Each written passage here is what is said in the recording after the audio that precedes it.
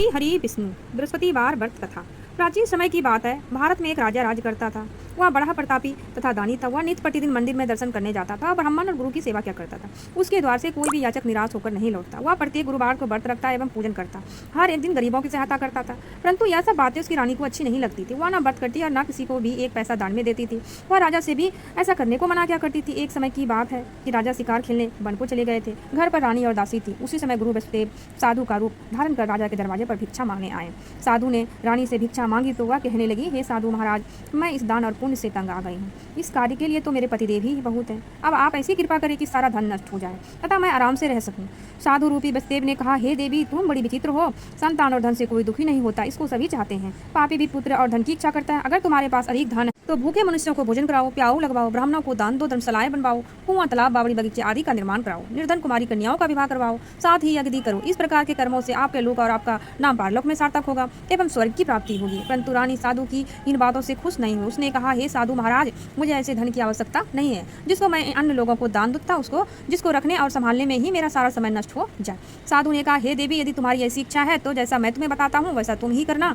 बृहस्पतिवार के दिन घर को गोबर से लिपना, अपने केसों को पीली मिट्टी से धोना, केस को धोते समय स्नान करना, राजा से कहना वह हजामत करवाए, भोजन में मांस, मदिरा, खाना कपड़ा धोबी के यहाँ धुलने डालना। इस प्रकार 7 बृहस्पतिवार करने से तुम्हारा धन नष्ट हो जाएगा। यह कहकर साधु महाराज रूपी वसुदेव अंतर्ध्यान हो गए। रानी ने साधु के कहने के अनुसार 7 बृहस्पतिवार तक वैसा ही करने का विचार किया। साधु के बताए अनुसार कार्य करते हुए केवल 3 बृहस्पतिवार ही बीते थे कि उसकी समस्त धन संपत्ति नष्ट हो गई। भोजन के लिए दोनों समय पारिवारिक तरसने लगा तथा संसारिक भोगों से दुखी रहने लगा। तब वह राजा रानी से कहने लगा कि हे रानी, तुम यहाँ पर रहो, मैं दूसरे देश को जाता हूँ, क्योंकि यहाँ पर मुझे सभी मनुष्य जानते हैं, इसीलिए मैं कोई कार्य नहीं कर सकता। अब मैं प्रदेश जा रहा हूँ, वहाँ कोई काम धंधा करूँगा, शायद हमारे भाग्य बदल जाए। ऐसा कहकर राजा प्रदेश चला गया। वह वहाँ जंगल से लकड़ी काट कर लाता और शहर में बेचता। इस तरह जीवन व्यतीत करने लगा। इधर राजा के बिना रानी और दासियाँ दुखी रहने लगी। किसी दिन जल पीता, किसी दिन भोजन मिलता और किसी दिन जल पीकर ही रह जाती। एक समय रानी और दासियों को 7 दिन बिना भोजन के व्यतीत करने पड़े तो रानी ने अपनी दासी से कहा, हे दासी, यहाँ पास ही के नगर में मेरी बहन रहती है, बड़ी धनवान है, तू उसके पास जा और वहाँ से 5 सेर बेजर मांग ले आ, इससे कुछ समय के लिए गुजारा हो जाएगा। दासी रानी की बहन के पास गई। रानी की बहन उस समय पूजा कर रही थी। बृहस्पतिवार का दिन था। दासी ने रानी की बहन से कहा, हे रानी, मुझे आपकी बहन ने भेजा है, मुझे 5 सेर बेजर दे दो। दासी ने यह बात अनेक बार कही, परंतु रानी की बहन ने कोई उत्तर नहीं दिया, क्योंकि वह उस समय वसुदेव की कथा सुन रही थी।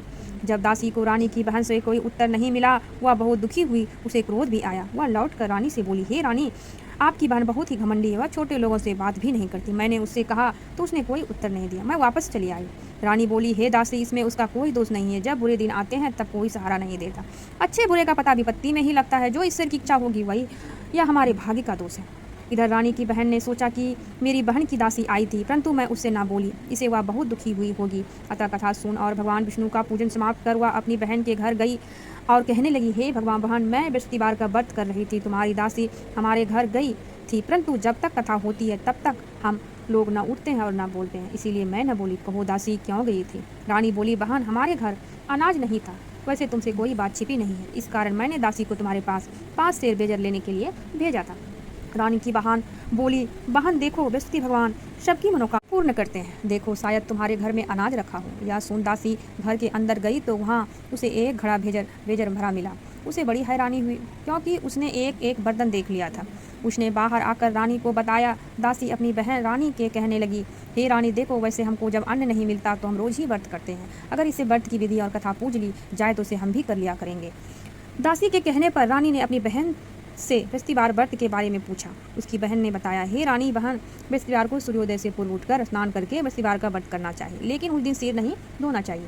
बृहस्पतिवार के व्रत में चने की दाल, मुनक्कों से विष्णु भगवान का, केले के वृक्ष की जड़ में पूजन करें तथा दीपक जलावें। उस दिन एक ही समय भोजन करें। भोजन पीले खाद्य पदार्थों का करें तथा कथा सुने। इस प्रकार करने से गुरु भगवान प्रसन्न होते हैं, अन्नपुत्र धन देते हैं, मनोकामना पूर्ण करते हैं। व्रत और पूजन की विधि बताकर रानी की बहन अपने घर लौट आई।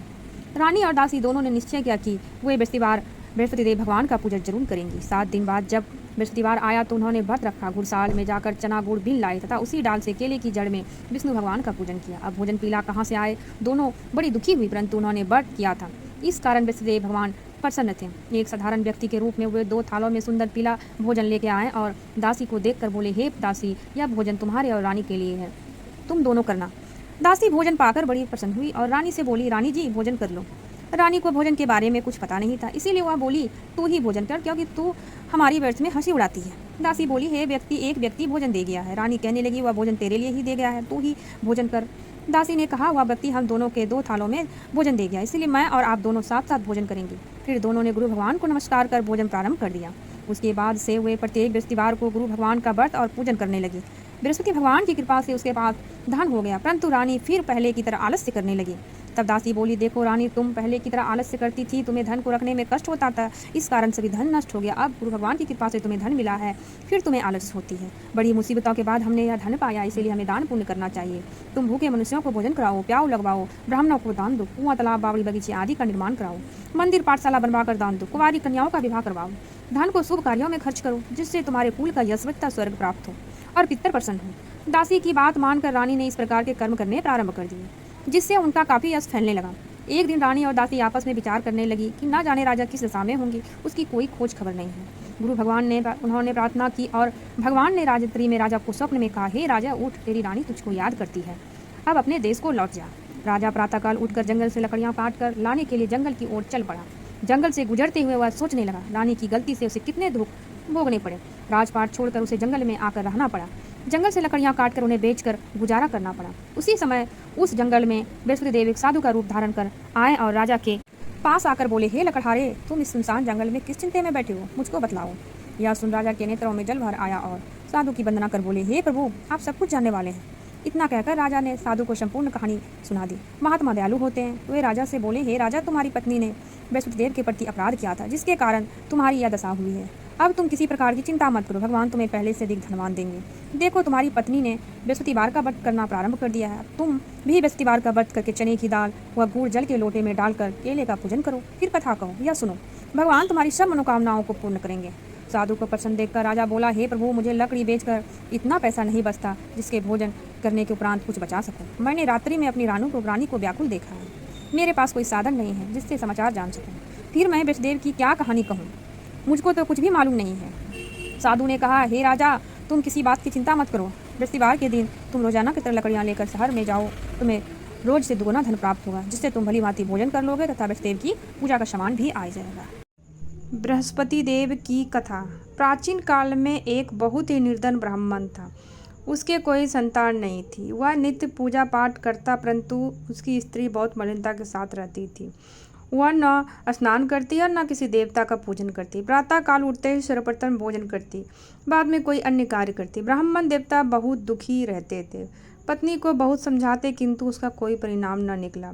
भगवान की अनुकंपा से उस ब्राह्मण की पत्नी गर्भवती हुई और उसने 10वें महीने में एक सुंदर कन्या को जन्म दिया। निर्धन ब्राह्मण कन्या के जन्म से बहुत दुखी हुआ। धीरे धीरे ब्राह्मण की कन्या बड़ी होने लगी। बचपन से ही उस कन्या की रुचि भगवान विष्णु की पूजा में थी। वह प्रातःकाल उठते ही स्नान दे करके भगवान श्री हरि विष्णु की पूजा करने मंदिर में जाती थी। बृहस्पतिवार को व्रत करके विधिवत पूजा पाठ करती थी। पूजा पाठ के बाद वह पढ़ने के लिए पाठशाला में जाती थी। घर से चलते हुए वह मुट्ठी भर जौ भर साथ ले जाती और पाठशाला के रास्ते में थोड़े थोड़े जौ गिराती जाती। जब वह पाठशाला से घर लौटती तो जौ के वह दाने सोने में बदलते हुए मिलते। लड़की सभी सोने के दाने बीन लाती। एक दिन जब सोने के दाने को साफ कर रही थी तो उसकी माँ ने कहा, बेटी, सोने के दाने को साफ करने के लिए सोने का सूप भी होना चाहिए। अगले दिन बृहस्पतिवार था। उसने भगवान बृहस्पतिदेव की कृपा पूजा करते हुए प्रार्थना की, हे भगवान, यदि मैंने आपका व्रत विधिवत किया हो तो मुझे सोने का सूप दे दो। भगवान बृहस्पतिदेव ने उनकी सभी मनोकामनाएं पूर्ण करने का वचन दिया। पाठशाला से लौटते समय उसे रास्ते में सोने का सूप पड़ा हुआ मिला। घर लौटकर सोने का सूप अपनी माँ को दिखाकर वह सोने के दाने साफ करने लगी। उसी समय नगर का राजकुमार उसके घर के पास से गुजरा। उस सुंदर लड़की को सोने के सूप में जौ साफ करते देख राजकुमार उस पर मोहित हो गया। महल में लौटकर राजकुमार ने राजा से उस लड़की से विवाह करने की इच्छा प्रकट की तो राजा ने ब्राह्मण को महल में बुलवाकर राजकुमार से उनकी लड़की के विवाह की बात कही।